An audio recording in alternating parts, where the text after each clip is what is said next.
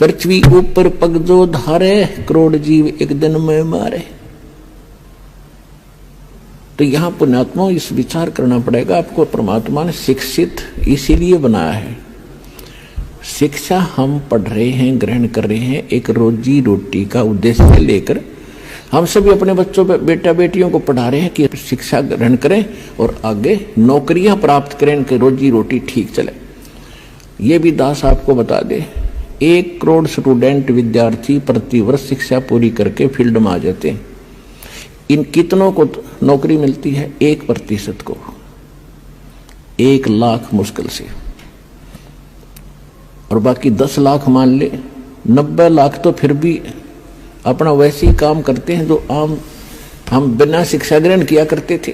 तो ये परमात्मा ने लालच देकर आपको पढ़वा दिया, और इस शिक्षा का केवल काम है कि आप भगवान को पहचान लोगे। अपने सदग्रंथों को, अपने घर में दबे खजाने को तुम खुद खोज लोगे। आप भिखारी बने फिरो थे, पूर्व पश्चिम उत्तर दक्षिण फिरदा दाणे दाणे नू, सर्व कला सतगुरु साहेब की हरि आए हरि आने नू। कि तुम एक पेट के लिए पता नहीं कहां कहां भटक रहे हो, और जब हमें सत साधना मिल जाएगी तो भगवान का विधान है आपका बरकत शुरू कर देगा, आपके घर भर देगा। जब आपकी नीयत भर जाएगी तो आपका घर भर गया, और आपके आए हुए संकटों का निवारण करेगा। लाखों रुपये बीमारियों पर लग रहे थे, हजारों रुपए बीड़ी तंबाकू शराब, महीने में 10-10 हजार रुपये खराब कर देते थे, वो बचत होगी। और फिर हम बेमतलब की परंपराएं बनाए बैठे हैं, इनको खत्म करेंगे। हम भगत बनकर जिएंगे, तभी हम आगे सफर पर बढ़ेंगे। तो प्रसंग चल रहा, उसी पर आते हैं। अब हम सदग्रंथों को स्वयं समझ रहे हैं और तब हम आगे बढ़ रहे हैं, और आपको विश्वास बहुत आसानी से हो रहा है। तो परमात्मा उनको बता रहे हैं, पुण्य तो करने से बनते हैं, पाप अपने आप बनते हैं। यहाँ का ये व्यवस्था ऐसी है। आपको बता दिया कि आप सुबह से लेकर शाम तक पेट के लिए या वैसे किसी काम वश जाते हो, तो एक दिन में हजारों जीवों को मारकर उनका पाप अपने सिर धर लेते हो, वो आपके बैड अकाउंट में। आपने पुण्य क्या किया सारा दिन में, हिसाब लगा लो। और करते हो तो शास्त्रविद त्याग का मनमाना आचरण करते हो, उसका विशेष बेनिफिट आपको मिलना नहीं। तो वो थोड़ा बहुत पुण्य करते हो, कहीं छोटा मोटा कोई भंडारा कर दिया, पक्षियों को पशुओं को कोई दाना वगैरह डाल देते हो, छोटी मोटी कोई धर्मशाला प्याऊ बनवा दी, या कहीं कोई भंडारा कर दिया, कंबल बांट दिए, ये छोटे मोटे पुण्य हैं। ये भी शास्त्र विरुद्ध है। जो मूल उद्देश्य मनुष्य का वो सफल नहीं होता इनसे। अब जैसे जमीन है, 1 एकड़ जमीन, उसमें फसल पैदा करने के लिए गेहूं बाजरा ज्वार, जो हमारी जीवन रक्षक है, हमारे जीवन की जो आवश्यकता है, उसको प्राप्त करने के लिए उस 1 एकड़ जमीन को कितनी बार तो बाना पड़ता है, संवारना पड़ता है। हमारे यहाँ हरियाणा क्षेत्र के अंदर जो विशेषकर नहरी स्थान है, उसमें तो कम से कम 6-6 बार हल से, ट्रैक्टर से उसको संवारा जाता है 1 एकड़ जमीन को। स्वयं किया, वो भी पैसे लगे अपनी मजदूरी, या किसी ट्रैक्टर से उसको संवारा तो उससे भी पैसे लगे। फिर उसके अंदर बीज डाला, गेहूं चने बाजरा ज्वार का, जो भी हमने क्रॉप बीजनी है, फसल बीजनी है, वो भी पैसा लगा। फिर उसमें खाद डाला, उसमें पैसा लगा, दवाई डाली, उसमें पैसा लगा, और फिर उसको सिंचाई की, उसमें पैसा लगा। फिर उसको निकलवाया, मेहनत मजदूरी लगी या पैसा लगा। फिर वो 2 दाने घर आए, और उसी जमीन को आप छेड़ो मत। 1 वर्ष देखना उसमें कितना अड़ंगा पैदा हो जाएगा, वह दिखाई भी नहीं दे जमीन, और कोरा कुबाड़ जामेगा जो आपके यूज का नहीं है। इसी प्रकार ये हमारा शरीर रूपी एक पृथ्वी है, जहां हम रह रहे हैं। इस लोक में पाप तो अपने आप होते हैं बगैर किए, और पुण्यों को करने के लिए एक विधान है। जैसे फसल तैयार करने के लिए सारा प्रोसेस अपनाना पड़ता है, सारा तरीका अपनाना पड़ता है, विधि। तो तब वो गेहूं प्राप्त होता है, तब वो व्यक्ति सुरक्षित होता है, आवश्यक वस्तु से प्राप्त होती है। तो कहने का भाव ये है पुण्यात्माओं, तो परमात्मा ने कहा तुम कौन राम का जपते जापम, तात कटे न ये तीनों तापम। तुम किस राम का भजन करते हो जिस कारण से आपकी साधना से, आपके द्वारा बताए गए इस मंत्रों से आपके अनुयायियों को लाभ नहीं हो रहा। आप उन भगवानों की भक्ति कर रहे हो जो आपकी किस्मत में लिखे हुए उन पापों का वो नाश नहीं कर सकते। और वेद बताते हैं परमात्मा घोर पाप भी नाश कर दे। तो इससे सिद्ध है आपको वो परमात्मा मिला नहीं है जिसकी तरफ वेद संकेत करते हैं। इति सिद्ध। वो परमात्मा कौन है? यजुर्वेद अध्याय नंबर 5 के और श्लोक नंबर 32 में कहा है, उसी कसी माने वो पूर्ण शांतिदायक है। गीता अध्याय नंबर 18 के श्लोक नंबर 62 में गीता ज्ञानदाता कहता है कि अर्जुन तू सर्वभाव से उस परमेश्वर की शरण में जा, उसकी कृपा से तू परम शांति को और सनातन परम धाम को यानी शाश्वत स्थान को, अविनाशी स्थान को, सत्यलोक को प्राप्त होगा, परम शांति को प्राप्त होगा। अब वेद क्या बताते हैं? यजुर्वेद अध्याय नंबर 5 श्लोक नंबर 32 में कहा है उसी कसी यानी जो पूर्ण शांतिदायक है।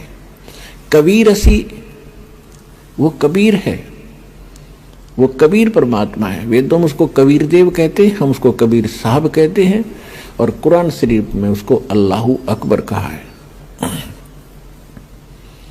वो कबीरसी बमभारी असी, वो कबीर परमात्मा है जो बमभारी माने बंधनों का, अरी माने शत्रु, जो बंधनों का शत्रु है। अंगारी असी जो पाप नाशक है, पापों का शत्रु। अग माने पाप, अरी माने शत्रु, जो पापों का शत्रु है, जो पाप नाशक है। और बमभारी जो कर्म बंधनों, जो हमारे, क्योंकि हम संस्कार से यहाँ फंसे हैं, हमारे संस्कार यहाँ पर हैं, तभी हम उन संस्कारों से जन्म मृत्यु में लगे हुए हैं।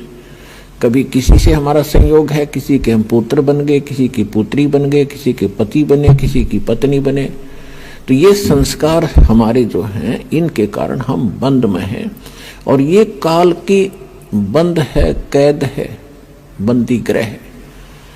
तो फिर परमात्मा खुद बताते हैं कि बंदी छोड़ हमारा नामम, अदर अमर है अस्थिर ठामम।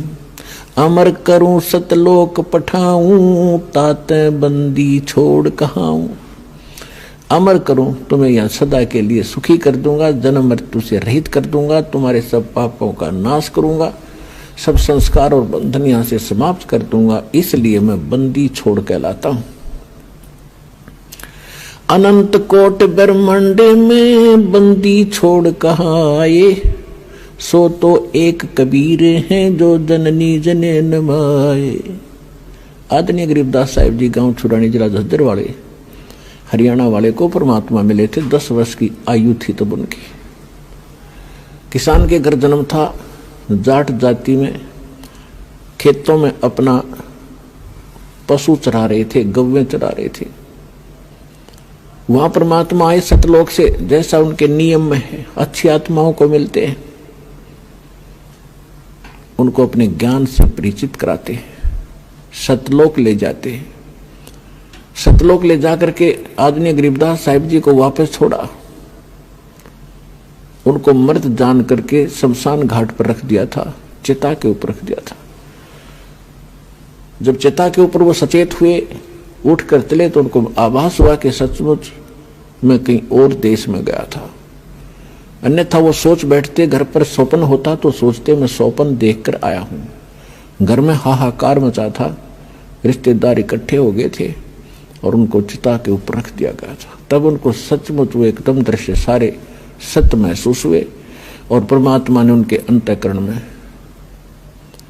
वो यथार्थ ज्ञान योग उनका खोल के और वो फीड कर दिया था, यथार्थ ज्ञान उनके अंदर भर दिया था। परमात्मा के ज्ञान से, परमात्मा के से प्राप्त दिव्य दृष्टि से गरीबदास साहिब जी ने फिर बताया, अनंत कोटि ब्रह्मांड का एक रति नहीं भारे, सतगुरु पुरुष कबीर हैं ये कुल के सिरजनहार। यानी हमारे सदग्रंथ बताते हैं कबीर इज गॉड, आंखों देखा वो महापुरुष बताते हैं Kabir is God. Who Kabir, वो कौन कबीर? अनंत कोट ब्रह्मांड का एक रति नहीं भारे, सतगुरु पुरुष कबीर हैं ये कुल के सिरजनहार। हम सुल्तानी नानक तारे दादू को उपदेश दिया, जात जुलाहा भेद न पाया वो काशी माहे कबीर हुआ।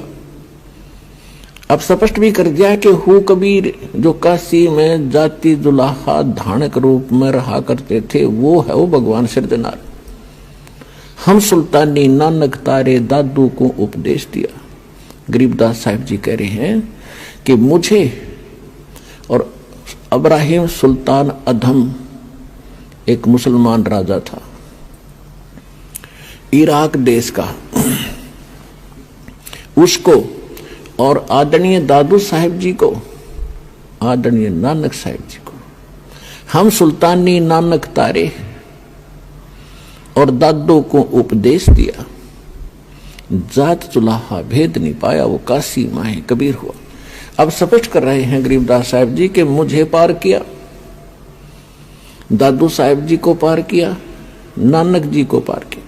अब दादू साहिब जी को परमात्मा ऐसे ही मिले थे जैसे गरीबदास साहिब जी को मिले थे।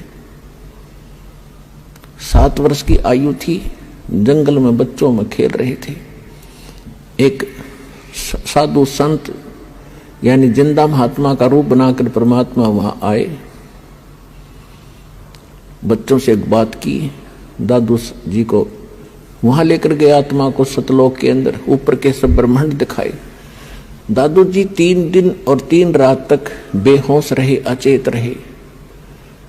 सारे नगर में हाहाकार मच गई, गांव के अंदर रिश्तेदार इकट्ठे हो गए, ना मर रहा है, ना जी रहा है, ना खा रहा है, ना पी रहा है, कोमा के अंदर चला गया। अब सांस चल रही है, मृत भी नहीं कह सकते। तीसरे दिन परमात्मा ने उनको आत्मा को वापस छोड़ दिया। तब उठकर उन्होंने कहा था, जिन मुझको निज नाम दिया सोए सतगुरु हमार, दादू दूसरा कोई नहीं ये कबीर सिरजनहार। उसके बाद नानक साहिब जी को भी परमात्मा मिले थे बेई नदी के ऊपर। सुल्तानपुर एक शहर है, अब पश्चिमी पाकिस्तान के अंदर है। पहले ज्वाइंट भारत था सारा ही। तो वहां वो नौकरी करते थे एक राजा के घर, नवाब के यहाँ मोदी खाने में। नानक जी प्रतिदिन स्नान करने के लिए जाते थे। जो सुल्तानपुर के साथ से एक नहर बह रही है, दरिया नदी, वहां एक घाट बना हुआ था, वहां स्नान करने जाते थे। वहां परमात्मा उनको 2 बार मिले। पहली बार तो वो अपने आप जैसे यहाँ काशी में रहते थे उस रूप में गए। दूसरी बार फिर वो जिंदा महात्मा के रूप में उनको उसी स्थान पर मिले। उनको दरिया के अंदर स्नान करने के लिए डुबकी लगाने की बहाना करके 3 दिन तक अदृश्य कर दिया। कहीं और स्थान पर उनके शरीर को रखकर सतलोक के अंदर लेकर गए। तीसरे दिन ऊपर के सब ब्रह्मांड और सब कुछ दिखाकर अपना सचखंड सतलोक उनको वापस छोड़ दिया। तीसरे दिन जब नानक साहिब जी वापस आए और फिर उनको बताया गया था नानक साहिब जी को सतलोक के अंदर कि मैं काशी में जुल्हा रूप में रहता हूँ, कबीर मेरा नाम है और रामानंद जी मेरे गुरु हैं वहां पर। अब आदरणीय नानक साहिब जी की यह बात समझ में कम आई कि परमात्मा और धानक रूप में कहे वहां मैं जुल्हा रूप में रहता हूं, और उधर से कहते रामानंद जी मेरा गुरु है तो भगवान का गुरु की क्या आवश्यकता है। तो ये असमंजस के कारण जब वो वापस आए तो उन्होंने पहली उदासी यानी पहली यात्रा, उदासी मीन संसार से उदास होकर के, ये संसार उनको फिर नकली दिखाई दिया, ये अस्थायी स्थान दिखाई दिया, हमारा वास्तविक स्थान नहीं है। जिस कारण से जगत से उदास होकर नौकरी त्याग कर नानक साहिब जी ने पहली यात्रा, पहली उदासी काशी की। अब वो उन्होंने जो ज्ञान प्राप्त हुआ था उसके आधार से अन्य भी किसी ब्राह्मण से, किसी मुल्ला और काजी से प्रश्न करते थे कि परमात्मा कौन है, कैसा है। जैसे हमारे हिंदू धर्म के धर्मगुरु बताते थे राम और कृष्ण ये परमात्मा है। नानक साहब जी को आंखों देख चुके थे भगवान को, सतलोक कैसा है, ब्रह्मा विष्णु महेश जी की स्थिति कैसी है, वो कौन कितनी पावर रखते हैं। तो ये सब डिस्कशन करते करते पहुंच गए बनारस में। रामानंद जी के बारे में जानकारी प्राप्त की, तुरंत पता लग गया क्योंकि वो वेल नोन थे। वहां से जब पता चला कि आप, नानक साहिब जी ने रामानंद जी से पूछा कि यहाँ कोई कबीर नाम के कोई दुल्हा धानक है। अब रामानंद जी की आंखों में आंसू आ गए, क्योंकि अब रामानंद जी की कथा को पूरा करेंगे थोड़ा सा हिंट में। आइए अब हम उन श्रद्धालुओं के अनुभव जानते हैं जो जगत गुरु तत्वदर्शी संत रामपाल जी महाराज जी से दीक्षा प्राप्त कर चुके हैं तथा उनके द्वारा बताए गए भक्ति मार्ग पर चल रहे हैं। Hello hello hello. हाँ सत्साई बहन जी। हाँ जी। हाँ जी। हाँ जी, मेरे को एक शंका है तो उसका थोड़ा मैं समाधान सोच रही थी आपसे पूछने के लिए। जी। तो जैसे आप ये बता रहे हैं, मैंने अभी आपकी एक वीडियो देखी थी, जैसे आप एक मतलब बहन जी को बता रहे हैं कि अब तो हमारे जो गुरुजी हैं संत रामपाल जी महाराज जी, वो तो मतलब है नहीं है जो हमको नाम दीक्षा दें जी।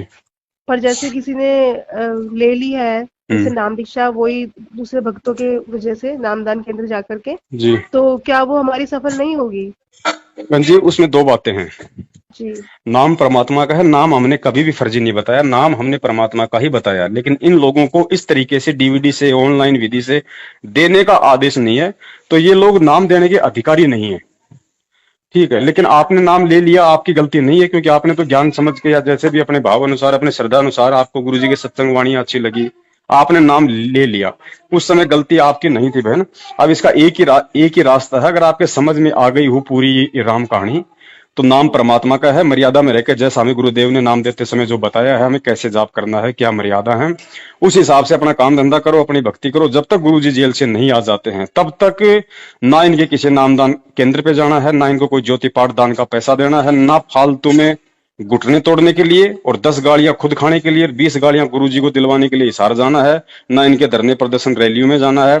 मतलब इनसे बिल्कुल डिस्कनेक्ट हो जाओ। ये काल के एजेंट है भगत जी। आप थोड़ी बहुत भक्ति करते हो, बीच में आपको ये पीले पर्चे निकाल के फर्जी आदेश दे के आपकी भक्ति को नष्ट करवाते रहते हैं।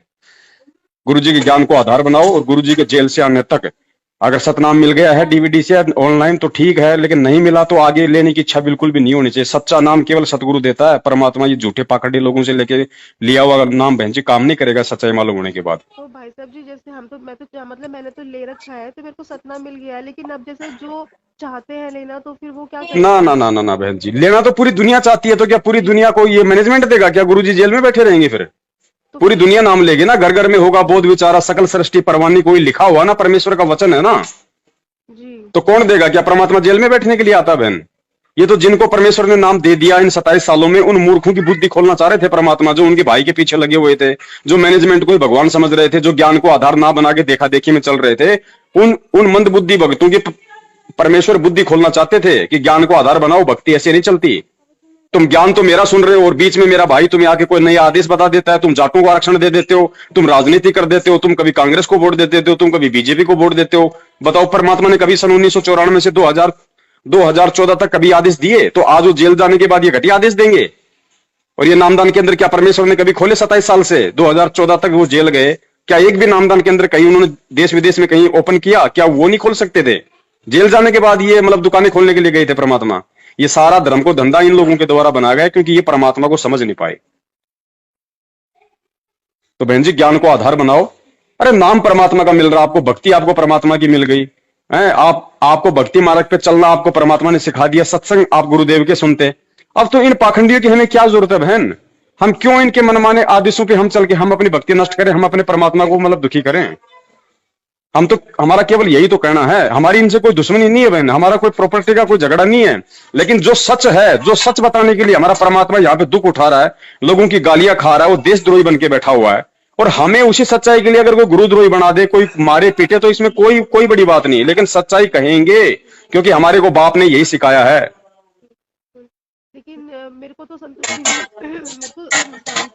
मेरे को संतुष्टि नहीं मिल रही थी कि मेरे को जब तक नाम दीक्षा नहीं ले रही थी, मतलब बहुत तड़प रही थी कि मैं नाम दीक्षा लूं करके। तो मैंने फिर ऑनलाइन ली, जैसे कोरोना चल रहा था, जी। तो मैंने ले ली। मतलब मेरे को तो लेना था, मेरे को मतलब आत्म संतुष्टि नहीं मिल रही थी।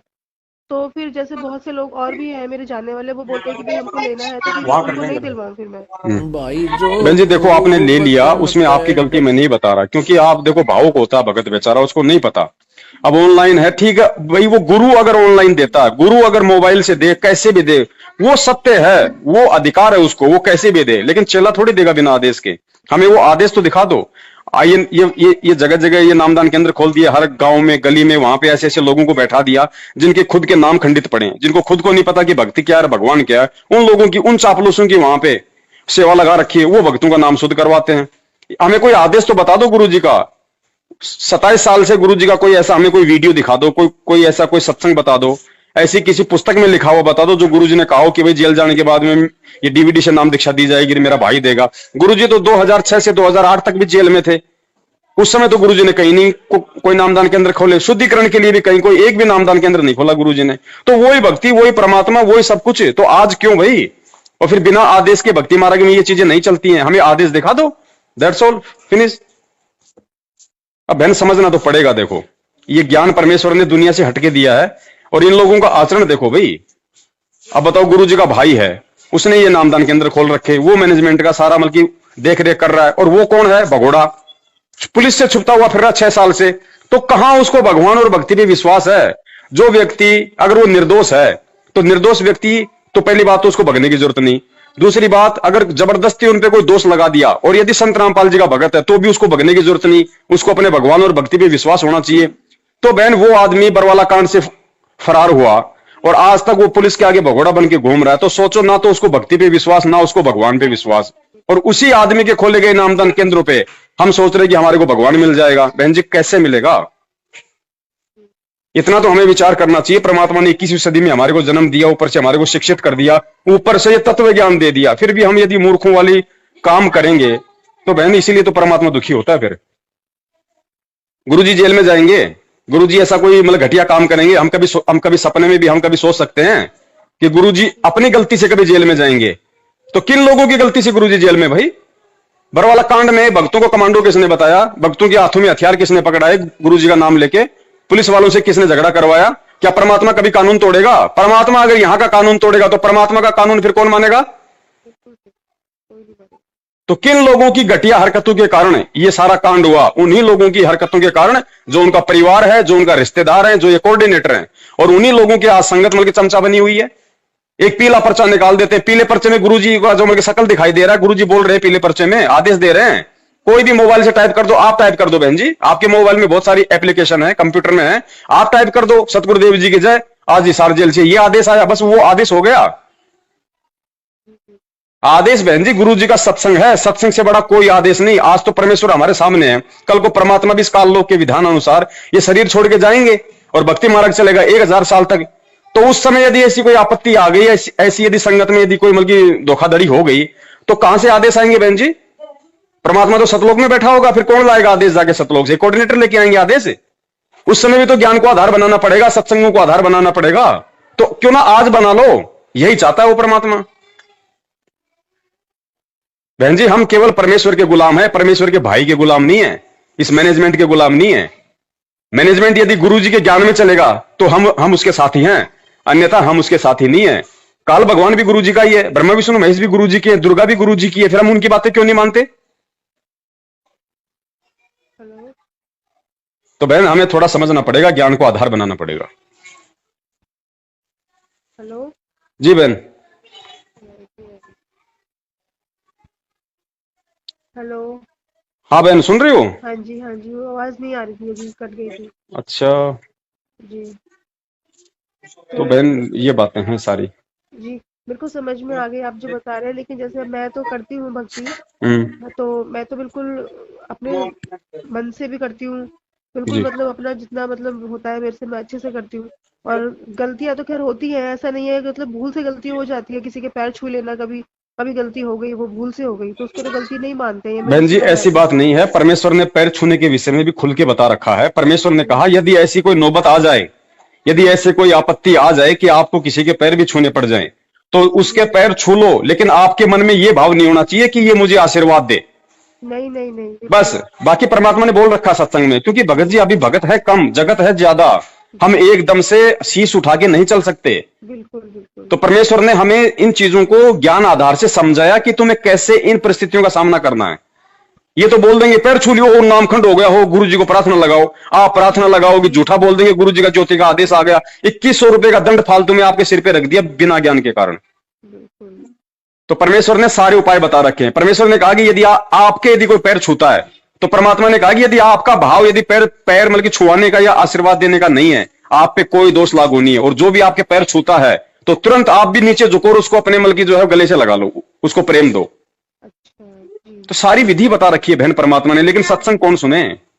सत्संग ना सुनने के कारण तो मैनेजमेंट वालों ने इतना बड़ा ये फ्रॉडबाजी कर दिया संगत के साथ, नहीं तो किसकी मजाल थी भाई। जी जी, बिल्कुल। इसीलिए परमेश्वर कहते हैं कि भक्ति मार्ग में मेरे भाई को आधार मत बनाओ, मेरी बेटी को आधार मत बनाओ, मेरी पत्नी को आधार मत बनाओ, इस ज्ञान को आधार बनाओ। ज्ञान को आधार बनाओ। इसलिए तो बहन जी ज्ञान आधार की भक्ति बताई, नहीं तो 650 साल पहले भी परमात्मा ने यही ज्ञान, यही मंत्र, यही सब कुछ दिया था। जी। तो भाई साहब, मैंने तो मतलब नाम तक ली थी, तो मेरे हस्बैंड को बिल्कुल पता नहीं है। जी। लेकिन वो तो मेरे हस्बैंड तो पूजा करते हैं, दुर्गा माता की व्रत रखते हैं। तो वो मेरे से जैसे घर में मैं हूँ तो मैं ही करती हूँ उनकी मूर्ति, लेकिन मैं क्या करती हूँ, उनकी फोटो वगैरह रखती हूँ तो अपने नाम जपती रहती हूँ, भगवान का मतलब अपने परमात्मा संतराम जी का नाम ले लेती हूँ। और ये जो मंत्र दे रखे हैं सतनाम के, तो मैं ये जपती रहती हूँ, लेकिन मैं मेरे को करना पड़ता है ये बहन सब। जी वो आपकी मजबूरी है, वो परमेश्वर भी जानते हैं, वो भी अंतर्यामी है। परमात्मा केवल अंदर के भाव देखता है। आपने हाथ से चाहे ब्रह्मा विष्णु महेश की फोटो को अपने सिर पे रखा हो, परमात्मा उसको नहीं देखता। परमात्मा ये देखता है कि हृदय में कौन बैठा है। इसके हृदय में यदि आपके अपना गुरु बैठा है तो ब्रह्मा विष्णु महेश को चाहे आप मतलब सिर पे बैठा के रखो, कोई दिक्कत नहीं उससे। हमें गुरुजी ने क्या कहा, आप किसी मंदिर में जाओ, 100 बार जाओ, मंदिर में सो भाई रात को, लेकिन भक्ति भाव नहीं होना चाहिए, भक्ति भाव नहीं होना चाहिए, चाहे वहीं बैठो आप। उनके सामने। ये परमेश्वर सब जानते हैं भगत जी। इस समय भगत समाज किन परिस्थितियों में है, जगत का कितना प्रभाव है, कैसी कैसी समस्याएं सबके सामने उत्पन्न है। तो परमात्मा ने कहा कि हृदय में भाव अपने परमात्मा का रखो। कुछ चीजें ऐसी हैं उनका हमें सख्ताई से पालन करना पड़ेगा। जैसे शराब है, चाहे कोई कितना दबाव दे, अंडा मांस बीड़ी सुल्फा गांजा चाहे कोई कितना दबाव दे, वो हमें ये नहीं कि भाई अपने मन में तो भगवान है, हम ये लो भी ये पी लेते हैं, वो नहीं चलेगा वहां पे। कुछ चीजें ऐसी हैं जिनमें परमात्मा ने इस ज्ञान आधार से उनका समाधान किया हुआ है, और बाकी चीजों का हमें खुद ही संघर्ष करना पड़ेगा बहन जी, कुछ संघर्ष भी करना पड़ेगा। गुरु जी ने क्या बताया कि 350 साल पहले ठाकुरों के परिवार में मीराबाई का जन्म था। और उस समय जब औरतों को घर से बाहर नहीं निकलने दिया था, और उसने हिम्मत दिखाई, ज्ञान को आधार बनाया, रात को 12-12 बजे सत्संग सुनने जाती थी। तो गुरुजी ने कहा कि जब उस समय वो मीराबाई यदि संघर्ष कर सकती है, तो क्या उसके कोई 4 हाथ पैर थे? आज की लड़कियां क्यों नहीं कर सकती जिसको भगवान चाहिए? हमारे अगर शुगर बता दी डॉक्टर ने बताया भैया अगर मीठा खा लिया तो मर जाएगा। बहन जी हम किसी शादी में जाते हैं, रिश्तेदार हमें एक मिठाई खाने के लिए कितना प्रेशर बना, अरे खा लो जी, एक तो खा लो बड़े प्यार से, देखो मामा जी आपको खिला रहे हैं, अपने हाथ से खिला रहे हैं, बार बार थोड़ी खिलाते हैं। वो नहीं खाता, उसको पता है कि डॉक्टर ने सख्त मना कर रखा, खा लिया तो मेरा नुकसान होगा। इसी प्रकार बहन जी ये मर्यादा इस भक्ति मार्ग में शुगर है, लेकिन हमें विश्वास नहीं है, हमें ज्ञान नहीं, इसलिए हम लोग खा रहे हैं। जैसा मैनेजमेंट कह रहा है वैसे हम चल रहे हैं, राजनीति कर रहे हैं, आरक्षणबाजी कर रहे हैं, कुपात्रों को दान दे रहे हैं, ज्योति पाठ का पैसा दे रहे हैं। अरे गुरु तो जेल में बैठा है, 2 टाइम का सरकारी खाना सरकारी कपड़ा मिल रहा है, बाकी पैसे से कौन अय्याशिया कर रहा है? जिनके साइकिल खरीदने की हिम्मत नहीं थी, ये नामदान के अंदर खोल खोल के संगत का ज्योति पाठ का पैसा लेके वो स्कॉर्पियो में घूम रहे हैं। तो कुपात्रों को दान दे रहे हो तो संगत को लाभ कहां से मिलेगा? सद्बुद्धि कहां से आएगी भाई? तो गुरु जी जेल से आए तब तक बहन जो भी नाम आपको मिल गया, कहीं से भी मिल गया, लेकिन नाम परमात्मा का है, इस नाम पे लगी रहो। घर में छोटी मोटी कोई त्रुटि हो जाए, क्योंकि भगत जी परमात्मा को पता है कि ये जीव आत्माएं सारे नियम एकदम से नहीं निभा सकती, इसीलिए परमात्मा ने शुद्धिकरण की व्यवस्था की है। इसीलिए की है क्योंकि नाम खंड होगा तभी तो शुद्धिकरण होगा। इसलिए अब चूंकि हमारे परमेश्वर है नहीं हमारे सामने, तो अगर होते तो हम उनके सामने प्रार्थना करते, अब नहीं है, तो सीधा सा तरीका है हम परमेश्वर को अंतर्यामी समझें सबसे पहले तो, क्योंकि हम रोज संध्या आरती करते हैं, अंतर्यामी एक तू आत्म के आधार, जो तुम छोड़ो हाथ तुम कौन उतारे पार। तो परमेश्वर को अंतर्यामी समझो, अपने हृदय की बात जानने वाला समझो और भाव परमात्मा के प्रति रखो। छोटी मोटी कोई गलती हो जाती है तो अपने घर पे परमेश्वर को हृदय से शुद्ध आत्मा से दंडवत प्रणाम करो, मालिक से समायाचना करो बहन जी। अगर, क्योंकि परमात्मा आत्मा की सुनता है, बकवाद नहीं सुनता। और आत्मा से प्रार्थना आप चाहे पहाड़ पे बैठ के कर लो, परमात्मा वहां भी सुन लेगा। परमेश्वर कहते हैं चीटी पायल बाजे पैर साहिब सुनता है सब लहर। हमें भगवान को जानना पड़ेगा पहले। हम लोग गुरु को तो नहीं पहचान पाए कि गुरु है कौन, गुरु होता कौन है, गुरु के रूप में कौन आया हो आज। बस संत रामपाल जी समझ लिया, मैनेजमेंट के कहने पे हमने उनका जन्मदिन मना दिया। अरे जन्मदिन किसका मनता है पता है? जीव का, जीव का मनता है जन्मदिन। ये लोग जब कबीर जी की जयंती मनाया करते थे नकली कबीरपंथी, तो हम लोग क्या बोलते थे? अरे कबीर जी की जयंती नहीं मनाई जाती, कबीर जी का तो प्रकट दिवस मनता है। और हमने उसी कबीर का क्या मना दिया? निंदा के पात्र तो हम खुद हो रहे हैं। अपनी अज्ञानता का प्रमाण तो पूरी दुनिया में हम लोग जग जाहिर कर रहे हैं, फिर बन रहे हैं हम ज्ञानी। कोई सच्ची बात बताए तो उसको गुरुद्रोही कह के साइड में कर दो, उसकी बातें मत सुनो, जैसे दुनिया वालों ने गुरु जी को देशद्रोही करके साइड में कर दिया। वही हालत इस संगत की हो रही है। तो बहन ज्ञान को आधार बनाओ। ये भाई बंधु, गुरु जी के रिश्तेदार, मैनेजमेंट, ये कोई काम नहीं आएगा। ये खुद ही काल के जाल में हमें क्या बाहर करेंगे? हमें तो बाहर करने वाला करेगा, उसकी बात हम मान नहीं रहे। उसने कब सिखाई हमें आरक्षणबाजी, कब सिखाई हमें राजनीति? बताओ कब कहा कि तुम भक्तों को दान करो, भक्तों को ज्योति पाठ का पैसा दो? सतलोक आश्रम बरवाड़ा में खुद गुरु जी ज्योति पाठ का पैसा अपने हाथ में लेते थे, किसी को नहीं लेने देते थे। और आज हम किनको दे रहे हैं? उन्हीं ठगों को, जिन ठगों के कारण आज गुरु जी जेल में बैठे हैं। लाभ कहां से होगा? भक्ति कहां चलेगी भाई? इसलिए गुरु जी कहते हैं नाम चाहे 2 साल बाद ले लो, मैं कहीं नहीं जाने वाला, यही हूं, नाम देने के लिए आया हूं। मैं यहां पे कोई बाजरे की खेती करने नहीं आया। पहले ज्ञान को आधार बनाओ। मैं क्या बोल रहा हूं, क्या समझना चाहता हूं, इशारों को समझो। पहले ज्ञान पे दृढ़ हो जाओ, उसके बाद नाम लो। अगर नींव मजबूत नहीं होगी तो मकान कहां से बनेगा बहन? तो ये ज्ञान इस भक्ति मार्ग की नींव है, हमें इसको मजबूत बनाना पड़ेगा पहले। ठीक है भाई साहब, मैं समझ गई आपकी बात। तो अब मैं मतलब नामदान केंद्र में जाऊंगी नहीं? बहन जी शकल भी नहीं देखनी, और बहन जी बाल विवाह का नहीं हो सकता। ये सत भक्ति है, साक्षात परमात्मा पृथ्वी पे संत रामपाल जी के रूप में प्रकट है। अगर देखो मर्यादा उस मालिक को पता है कि थोड़ी बहुत त्रुटियां जीव से हो जाती हैं, समय लगता है। अगर कोई भयंकर रोगी है तो 2 दिन की गोली दवाई से ठीक नहीं हो जाता। परमात्मा को पता बहन। इसलिए जो भी कोई अगर हो जाए गलती, आत्मा से हृदय से अपने घर पे, अरे हमको दीवारों के सामने थोड़ी दंडवत करते हैं। हमने घर पे आरती ज्योति पाठ करते हैं तो दीवारों के सामने थोड़ी करते हैं। हम अपने घर पे भगवान को मान के करते हैं ना। तुम फिर ये भी सोचो ना कि परमात्मा मेरी सुनेगा भाई। कोई एजेंट नहीं है इस आत्मा और परमात्मा के बीच में, भगत और गुरु के बीच में। ये फालतू के एजेंट बन बैठे थे ये लोग। इन एजेंटों को हटाना है हमें। और बाल बाका नहीं हो सकता बहन। गुरु जी जेल से आए तब तक खुल के आप यदि सत्संग सुन रही हो, मर्यादा निभा रही हो, 19-20 हो जाती है बहन, उसके लिए परमात्मा ने विधि बता रखी है। मालिक से अपनी समायाचना करो, दंडवत प्रणाम करके समायाचना करो। बिल्कुल बहन, और कोई तरीका नहीं है। देखो परमेश्वर आत्मा की सुनता है, मन की नहीं सुनता बहन जी। एक बात बताओ, वो टटीरी के बच्चों की परमात्मा ने महाभारत के युद्ध में रक्षा की, इंद्र के हाथी का घंटा तोड़ के। वो टटीरी ने भगत जी अपनी अंतरात्मा से तो प्रार्थना की थी। उसको तो ये भी नहीं पता कि मैं कबीर से कर रही हूं या मैं राम से कर रही हूं। अपनी वो आत्मा दुखी हुई, आत्मा से उसने पुकार की कि हे परमेश्वर मेरे बच्चों की रक्षा करो। तो परमेश्वर ने इंद्र के हाथी का घंटा तोड़ के वहां डाल दिया, महाभारत के युद्ध के बीच में, जो लोगों से उठाया भी नहीं जाता था। वो ये भगवान है जो आज आया हुआ है। प्रहलाद भगत जो विष्णु की भक्ति करता था, परमात्मा ने उसको अग्नि से बचाया, नरसिंह रूप धारण करके हिरण्यकश्यप का जो मतलब की छाती फाड़ी परमात्मा ने। तो बताओ बहन जी, उसने कौन सा उस प्रहलाद भगत ने कौन सी नरसिंह भगवान के पास में इन एजेंटों के माध्यम से प्रार्थना भिजवाई थी? वो आत्मा की सुनता बहन, आत्मा का साथी है परमात्मा। बीच में एजेंट बनाओगे धोखा खा जाओगे। ठीक है बहन। अब देखो थोड़ा दास का भी थोड़ा काम धंधे का है ना, बड़ी मुश्किल हो रही है, क्योंकि इन दिनों फोन भी बहुत ज्यादा आ रहे हैं, फिर बहन जी रोजी रोटी भी बहुत जरूरी है। अब हमारे पास में कोई ये फालतू का पैसा तो है नहीं, कोई हराम की कमाई तो आती नहीं, जो हम भी जो है मतलब कि अपना बढ़िया सा एक ऑफिस बना लें और भक्तों का शंका समाधान करें। अगर ये हराम का खाने लग गए तो परमात्मा सद्बुद्धि देना बंद कर देगा। फिर काय का शंका समाधान, हम खुद शंकाओं में आ जाएंगे। तो बहन जी काम धंधा भी जरूरी है, समय समय पर मालिक सारे काम करवा रहे हैं। तो भाई साहब जी तो कब तक आएंगे परमात्मा जी? देखो बहन, अगर जीव हो, अगर परमात्मा को जीव होते, अगर मेरा कोई मामा होता, मेरा कोई फूफा होता, जब तुम्हें बता देता कि भाई वो कब तक आएंगे। अब ये परमात्मा है बहन जी, परमात्मा की गति को कोई नहीं जान सकता। मैं कह दूं कि परमात्मा 1 साल बाद आएंगे, हो सकता है परमात्मा फोन काटते आ जाए अभी। तो मालिक के विषय में कुछ नहीं कहा जा सकता। हाँ, परमेश्वर हमारे साथ में ही है, वो शब्द स्वरूपी परमात्मा है जो मंत्र दे दिया, उस मंत्र का हम जाप करेंगे, क्योंकि परमेश्वर कहते हैं शब्द गुरु चित चेला रे। तो जो शब्द हमें परमेश्वर ने दे दिया, वो शब्द हमारा असली गुरु है बहन जी। तो परमेश्वर हमारे, हाँ, परमेश्वर हमारे साथ में है। और परमात्मा को जेल में बैठने थोड़ी आया बहन, परमात्मा तो पूरी सृष्टि को नाम देगा। वो तो खेल है, कुछ हम अंध भक्तों की आंखें खोलनी थी, कुछ ये जगत वालों के लिए परमेश्वर का कोई खेल है, क्योंकि सब मालिक के बच्चे हैं ना, सबको अपने शरण में लेना है। वो ठीक का समय आ रहा है, तो खेल तो परमात्मा ऐसा ही खेलेगा। वो तो एक तीर से अनेकों शिकार करता है बहन।